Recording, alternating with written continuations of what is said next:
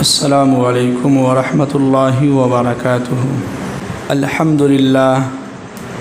अल्हम्दुलिल्लाहि लिवलिय्यिहि वस्सलातु वस्सलामु अला सय्यिदिल मुरसलीन व अला आलिहि व अस्हाबिहि अजमईन, अम्मा बाद। अऊज़ु बिल्लाहि मिनश शैतानिर रजीम। बिस्मिल्लाहिर रहमानिर रहीम। वअतसिमू बिहब्लिल्लाहि जमीअन वला तफर्रक़ू वज़्कुरू इज़ कुन्तुम अअदाअन फ़अल्लफ़ बैन क़ुलूबिकुम फ़अस्बहतुम बिनिअमतिहि इख़वाना। सदक़ल्लाहुल अज़ीम। क़ालन नबिय्यु सल्लल्लाहु अलैहि वसल्लम अल मुस्लिमु अख़ुल मुस्लिम औ कमा क़ाल अलैहि सलातु वस्सलाम। देखिए, अल्लाह का लाख लाख शुक्र और एहसान हुआ कि अल्लाह ने हम सब को जुमा की नमाज जमाअत के साथ अदा करने की तौफ़ीक़ दी। ये अल्लाह का बहुत करम और एहसान हुआ। और सबसे अहम यह है कि इस दुनिया के अंदर ईमान पर जम के रहना और इस ईमान को बचा कर ले जाना, ये सबसे अहम है जी। तो आज हम जिस टॉपिक पर, जिस मज़मून को लेकर हाज़िर हुए हैं, वह है मुसलमान के अंदर आपस में इत्तिहाद व इत्तिफ़ाक़, आपस में मोहब्बत भाईचारगी। तो इस वक्त जो हिंदुस्तान के हालात हैं, या कोई भी कभी भी हो, तो हर हालात में और हर वक्त हमें आपस में मोहब्बत, आपस में इत्तिहाद व इत्तिफ़ाक़ से रहना चाहिए। हम सब को एक प्लेटफार्म पर आकर जमा होना चाहिए। हमारे दिलों के अंदर हसद नहीं होनी चाहिए। हमारे दिलों के अंदर किसी के बारे में बुग़्ज़, कीना कपट नहीं होना चाहिए। हमें अपने दिल को नर्म रखना है, हमें अपने मिजाज को नर्म करना है। तो इसी टॉपिक पर, इसी मौजू पर हम बात करेंगे और अल्लाह ताला से दुआ करें कि अल्लाह ताला मुझे सही बात कहने की और उस पर हम सब को अमल करने की तौफ़ीक़ अता फ़रमाए। देखिए, अल्लाह ताला ने कुरान पाक के अंदर बहुत सारी जगहों पर ये ईमान वालों से मुखातब करके कहा है कि तुम अल्लाह के रस्सी को मज़बूती से थामे रखो। क्या है? अल्लाह के रस्सी को मज़बूती से थामे रखो और आपस में एक दूसरे के साथ मोहब्बत के साथ, भाईचारगी के साथ, इत्तिहाद व इत्तिफ़ाक़ के साथ रहो। क्यों? इसलिए कि इत्तिहाद इत्तिफ़ाक़ के साथ आपस में मिलजुल के रहने से फ़ायदा क्या होगा कि मुखालिफ जो है, दुश्मन जो है, इस्लाम के जो दुश्मन है, वो तुम्हें कोई नुकसान नहीं पहुंचा सकता है। आज हमारे अंदर नाइत्तिफ़ाक़ी, हमारे अंदर आपस में मोहब्बत, हमारे अंदर एक दूसरे से जो है मोहब्बत न होने की बिना पर जो उसका जो फ़ायदा जो लोगों ने और दुश्मन ने जो फ़ायदा उठाया है, बहुत सारे फ़ायदा उन्होंने उठा लिया है। और वो चाहते ही हैं कि मुसलमान आपस में ही जो है लड़ें, आपस में ही जो है ना इत्तेहाद रहें, आपस में एक दूसरे से किसी की बने नहीं, ताकि हम उससे फ़ायदा उठाएं। तो जिसका नतीजा ये हुआ कि उन्होंने फ़ायदा अच्छा खासा उठा लिया कि ऐसा बिल पास कर दिया कि जो है उन्होंने सोचा कि मुसलमानों के अंदर ना इत्तिफ़ाक़ी है। कोई कहता कि हम शिया हैं, कोई कहता कि हम अहले हदीस हैं, कोई कहता कि हम बरेलवी हैं, कोई कहता कि हम देवबंदी हैं, कोई कह रहा है कि हम सुन्नी हैं। हर एक इंसान अपना अपना एक फ़िरक़ा अलग बना के बैठा हुआ है और सोचता है कि हमें उससे क्या मतलब है। तो इस फ़िरक़ा में बंटने की वजह से गैर मज़ाहिब दुश्मन ने बहुत अच्छा खासा फ़ायदा उठाया है। और जब एक समझिए कि ऐसा फ़ायदा उठाया, जब हमें झटका लगा और जब बिल पास हुआ तिरपत तलाक़ के ताल्लुक़ से, NRC के ताल्लुक़ से, न जाने कौन कौन से बिल पास हुए कि मुसलमानों को यहाँ से भगाया जाए, तो तब जाके मुसलमान जो है जगे हैं और होश में आए हैं। अब जाके कुछ धीरे धीरे मुसलमान आपस में जो है मिल रहे हैं, इत्तेहाद इत्तेफाक के साथ अब रह रहे हैं, और तमाम मुसलमान और तमाम फ़िरक़े के लोग एक प्लेटफार्म पर धीरे धीरे आ रहे हैं। अब आने की वजह से जो है फिर ये ऐलान किया जा रहा है कि रामलीला के मैदान से कि मुसलमानों का घबराने की ज़रूरत नहीं है। क्यों? इसलिए कि जब हम लोग आपस में इत्तेहाद इत्तेफाक से रहने लगे, जब उन्होंने देखा कि मुसलमान एकजुट हो गया है और उन्होंने देखा कि जो है मुस्लिम पर्सनल लॉ बोर्ड के तमाम उलमाए के नाम सब एक जगह बैठ के बार बार मीटिंग कर रहे हैं, तो उन्हें एक डर लगने लगा कि कहीं ऐसा ना हो कि हम ख़तरे में ना आ जाएं। इसलिए हमें और आपको इस दुनिया के अंदर, इस हिंदुस्तान के अंदर, अपने ज़िंदगी के अंदर आपस में इत्तेहाद व इत्तेफाक के साथ रहने की ज़रूरत है। और इत्तेहाद व इत्तेफाक के साथ कैसे रहा जाए, लेकिन उससे पहले हमें ये समझना होगा, उसको हम पहले ये समझाने की कोशिश करेंगे कि हमारे दिलों के अंदर और हमारे अंदर ना इत्तेफाकी क्यों पैदा हो गई, हमारे अंदर एक दूसरे से दूरी क्यों पैदा हो गई, हमारे दिलों के अंदर एक दूसरे के लिए मोहब्बत क्यों नहीं है। इसके ये अगर हम आपको समझाएंगे, जब इस पर हम बात करेंगे, तो आपको ख़ुद ब खुद समझ में आ जाएगा कि हमें इस वक्त मोहब्बत के साथ, इत्तेहाद इत्तेफाक के साथ रहने की क्या है, ज़रूरत है। उसको समझने के लिए कुरान पाक के अंदर सूरह हुजरात है, उसमें अल्लाह ताला ये फरमा रहे हैं कि या अय्युहल्लज़ीना आमनू जतनिबू कसीरम मिनज़्ज़न। गौर से सुनिएगा कि जब हमारे दिलों के अंदर जो नाइत्तेफाकी जो पैदा हो रही है, किस वजह से हो रही है, उसको समझिएगा आप, तब समझ में आएगा कि ये वजह है कि जिसकी वजह से हमारे दिलों के अंदर एक दूसरे के लिए मोहब्बत नहीं है। कुरान ने सब इसमें यहाँ जो मुखातब किया है ईमान वालों को कि या अय्युहल्लज़ीना आमनू जतनिबू, ए ईमान वालो, इजतनिबू, अपने आप को बचाओ, कसीरम मिनज़्ज़न, बहुत सारे बदगुमानियों से, बहुत सारे ख़यालों से। इससे क्या होता है कि जब इंसान के बारे में गलत ख़यालात और गलत गुमान सोचने लगता है, तो उसके दिल के अंदर से सामने वालों की मोहब्बत ख़त्म हो जाती है।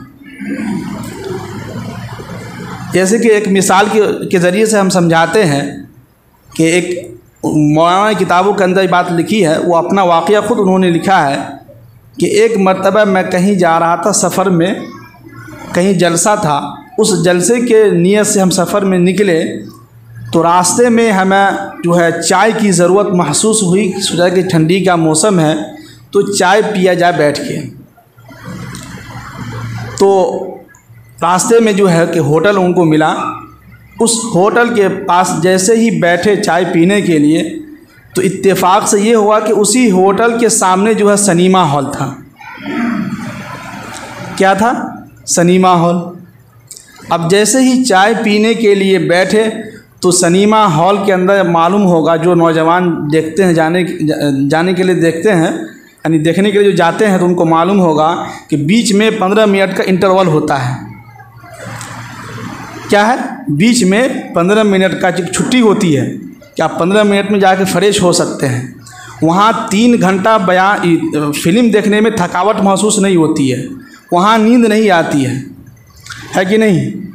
तो उस इंटरवल में तमाम लोग बाहर निकले, तो उसमें कुछ मुसलमान भी थे, और उसमें से जहाँ जलसा हो रहा था उस जगह के मुसलमान वहाँ उसमें से निकला फिल्म देख के।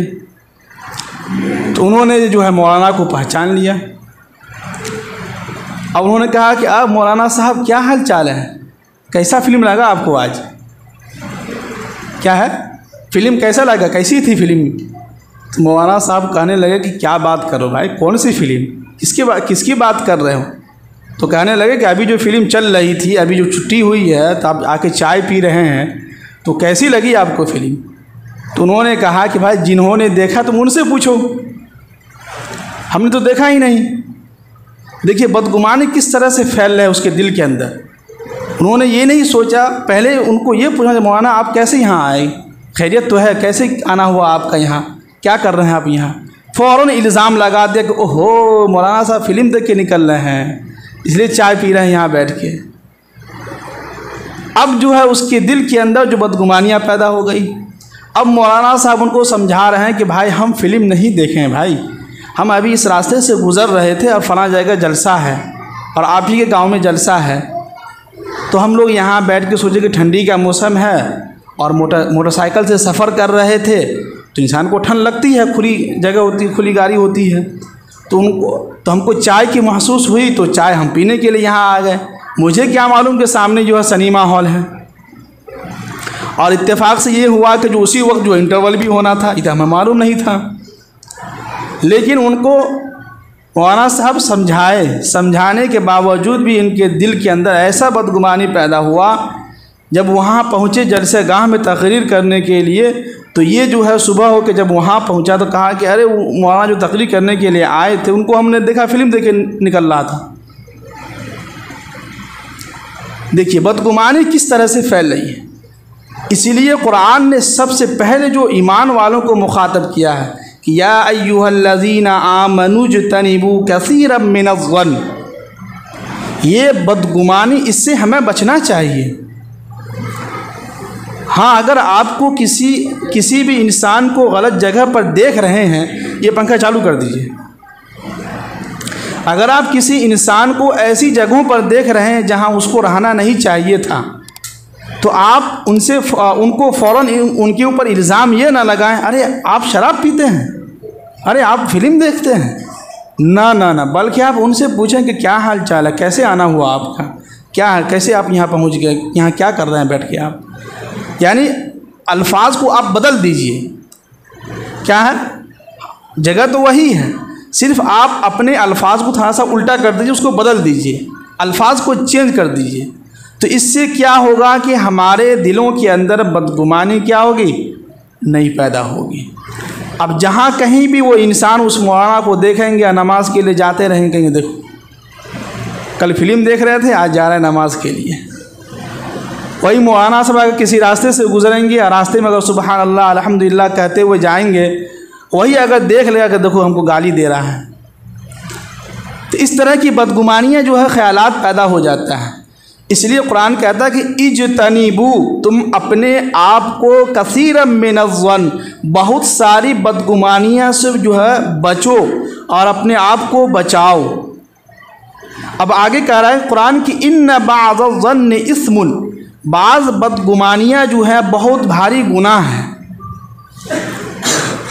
क्या है, बाज़ बदगुमानियाँ बहुत भारी गुनाह है कि आपने किसी के बारे में सारी ज़िंदगी यही गुमान रखा कि वो अच्छा इंसान नहीं है, वो ख़राब इंसान है।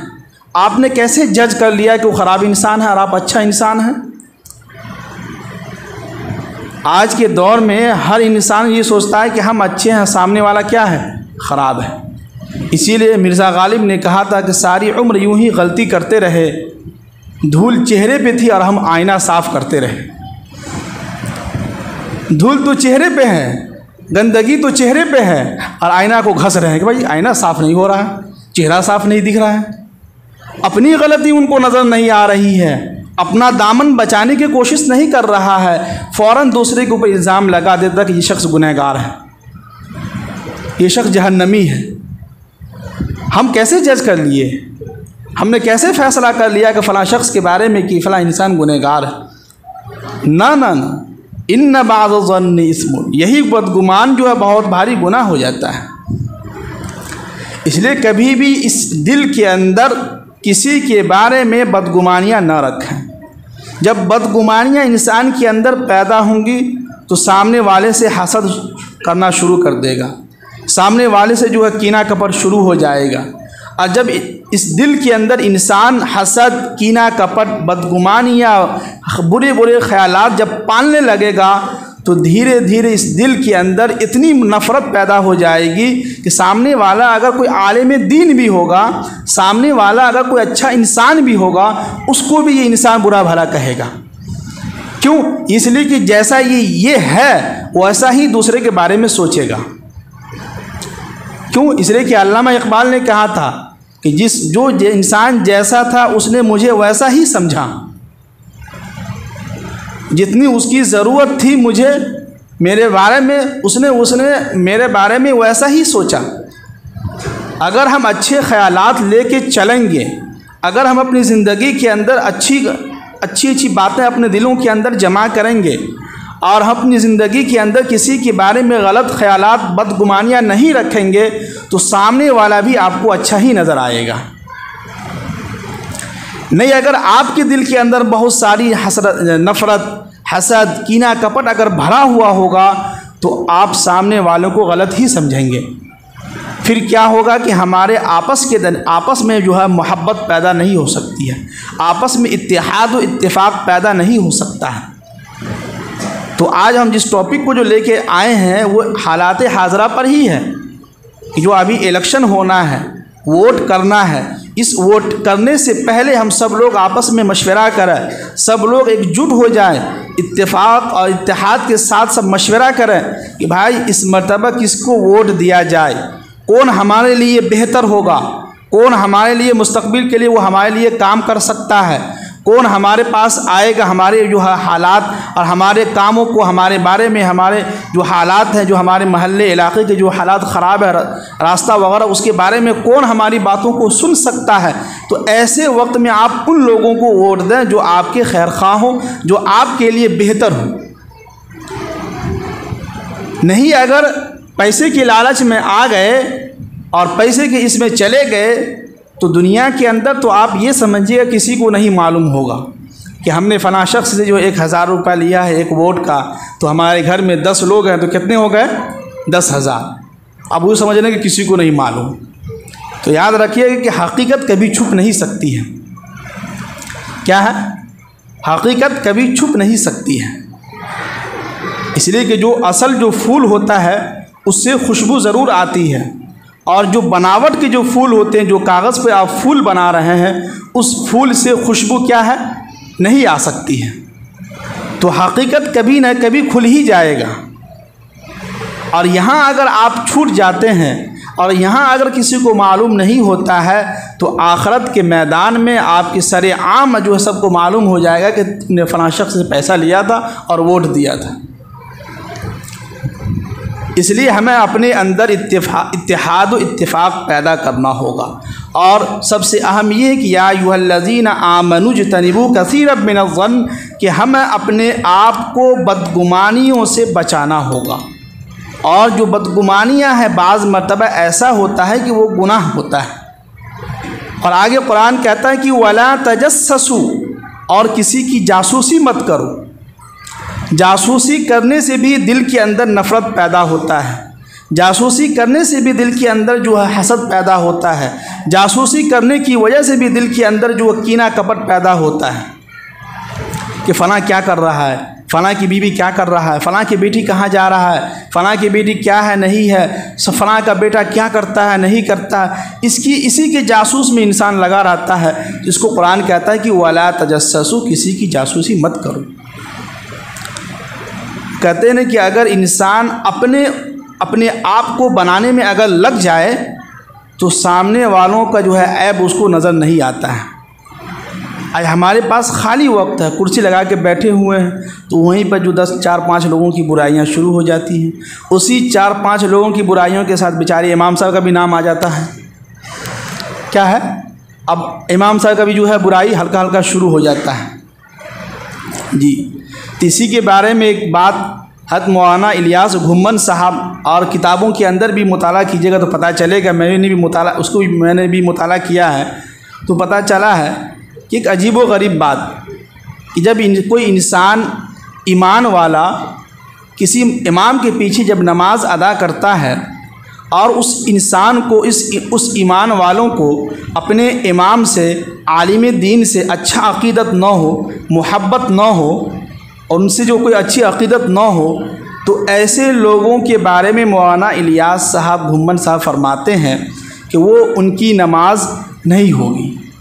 उनको चाहिए कि किसी और मस्जिद इमाम साहब जो जिनसे उनको मोहब्बत है उनके पीछे वो नमाज अदा करें। तो खुद सोचें कि हम जिस इमाम के पीछे, जिस आलिम दीन के पीछे नमाज अदा कर रहे हैं, उसी आलिम दीन से हम हसद रख रहे हैं, उसी आलिम दीन से जो है कीना कपट रख रहे हैं, उसी आलिम दीन से, उसी इमाम से जो है हसद कर रहे हैं, उनसे जो है बहुत सारी बातें हैं। तो फिर हमारी नमाज, इसलिए कि जब इंसान उस जिससे नफ़रत करता है, जब उसके पीछे नमाज अदा करता है, तो सारा नमाज के अंदर उसका दिमाग इसी पर आता है, इमाम सब सही नहीं है, क्या करें, चल रहा है, चलने देते हैं। तो अक़ीदत पहले दुरुस्त करना होगा, इस दिल को साफ़ करना होगा। आज देखिए ना कि इंसान एक दूसरे में, भाई भाई में मोहब्बत नहीं है, एक भाई दूसरे भाई से हसद कर रहा है। एक वाक़या, एक सहाबी, दो सहाबी के बारे में अल हिदाया व निहाया एक किताब है, उसके अंदर वाक़या लिखा है दो सहाबी का, कि देखिए कि इत्तेहाद व इत्तिफ़ाक़ कितनी अच्छी चीज़ है। और ये इत्तेहाद व इत्तिफ़ाक़ और मोहब्बत कोई दुआ तावीज़ से होने वाला नहीं है, अमल से करना होगा। और ये दो सहाबी का वाक़या हम बतलाएंगे तो आपको समझ में आ जाएगी बात, कि दो सहाबी थे, दोनों की दुकान एक दूसरे के साथ लगा हुआ था, यानी कि एक इस तरफ दुकान है, एक इस तरफ दुकान है, बीच में एक दीवार है। और दोनों सहाबी की दुकान जो है कपड़े की दुकान थी। उस ज़माने में देखिए कि जो कपड़े की जो दुकान है, इसकी बहुत अहम है। अक्सर व बेशतर सहाबी जो है उस्मान गनी रज़ी अल्लाह ताला अन्हु, वो कपड़े का जो है तजारत करते थे।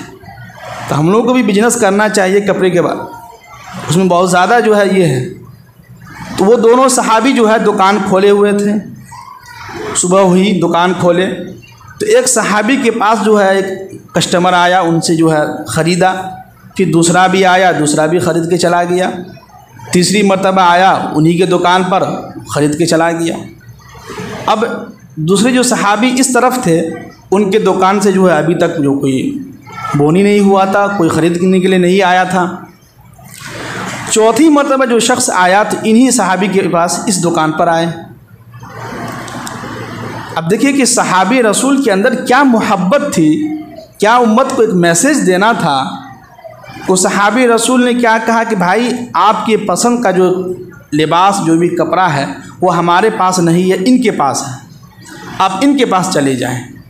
क्यों? जबकि उनके पास था, लेकिन उन्होंने ये सोचा कि भाई हमारा तो 3 कस्टमर आए चले गए, हमारा कुछ ना कुछ बोनी हो चुका है, हमारा जो है शुरुआत हो चुका है, हमारा घर का जो है चूल्हा इंशाल्लाह जल जाएगा, आज हमारे बाल बच्चे खाना खा लेंगे। लेकिन जो हमारे बाजू में जो सहाबी रसूल हैं, उनका जो है सुबह से अभी तक बोनी नहीं हुआ है, अभी तक कोई कस्टमर नहीं आया है, तो लिहाजा उनका भी जो है, उनकी तरफ हम कस्टमर भेज देते हैं ताकि उनका भी जो चूल्हा जल जाए, उनके घर के जो बाल बच्चे हैं, बीवी बाल बच्चे, उनका भी, वो भी जो है खाना खाएँ।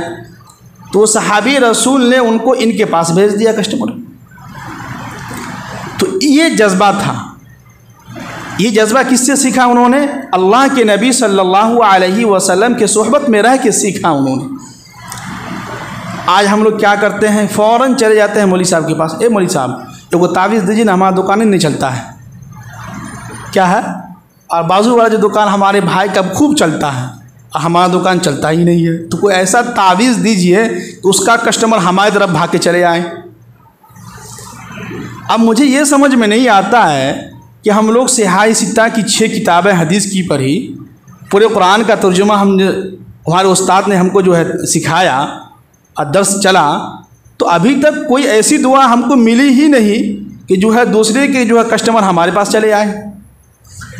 लेकिन ये कौन से मौलवी हैं और कैसे कैसे मौलवी हैं, क्या इन्होंने कहाँ से डिग्री ली, क्या इन्होंने जो क्या कर रहे हैं दीन के नाम पर, कि उन्होंने ऐसा कोई तावीज़ बना के दे दिया कि ले जाओ, इसको जो है ज़मीन के नीचे दबा दोगे तो क्या होगा इससे, तो सारा कस्टमर जो इस तुम्हारी तरफ भाग के चले आएगा। ये हसद हो रहा है। भाई दुआ तावीज़ से कुछ नहीं होता है, बिल्कुल गलत ख्यालात है। बहुत सारे लोग गले में जो तावीज़ लटकाए, ऐसा लगता है कि वो शादी का हार लटकाए हुए हैं अभी तक। क्या है? शादी में जो पहने हुए थे माला, वो अभी तक लटकाए हुए हैं।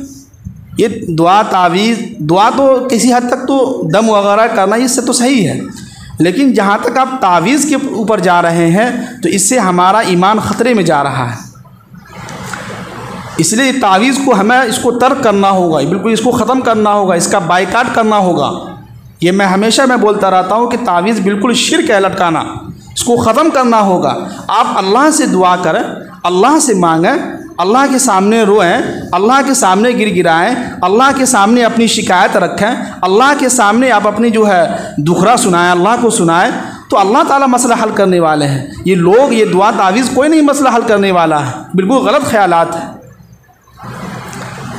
तो खुलासा कलाम यही है कि हमारे दिलों के अंदर जो आज नफ़रत जो बैठी हुई है, जो हसद कीना कपट जो बैठा हुआ है, वो ये कि बदगुमानी की वजह से और जासूसी की वजह से, हसद कीना कपट की वजह से, गुस्सा की वजह से, तो हमें इन सब को जो है पीछे रखना होगा और हम सब को एकजुट एक प्लेटफार्म पर आना होगा।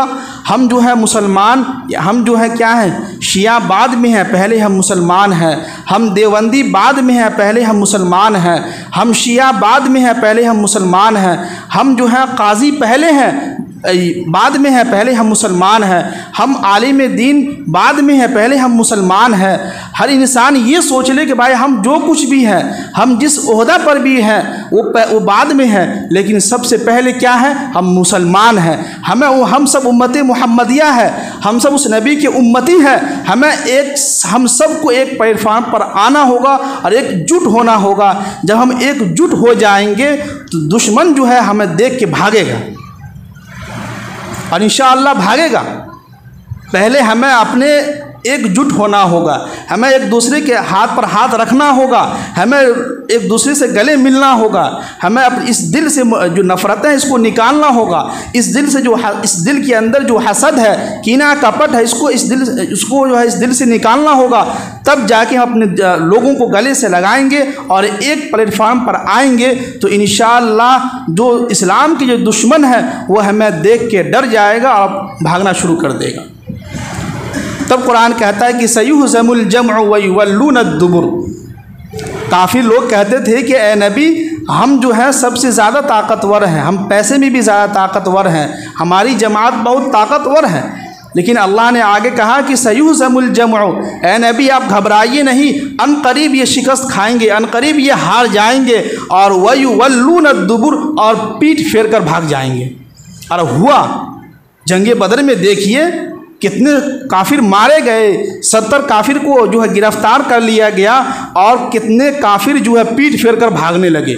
और ऐसा भागे कि पूरे मक्के के अंदर पनाह लेने के लिए जगह उनको नहीं मिल रही थी, लोग उनको पनाह नहीं दे रहे थे।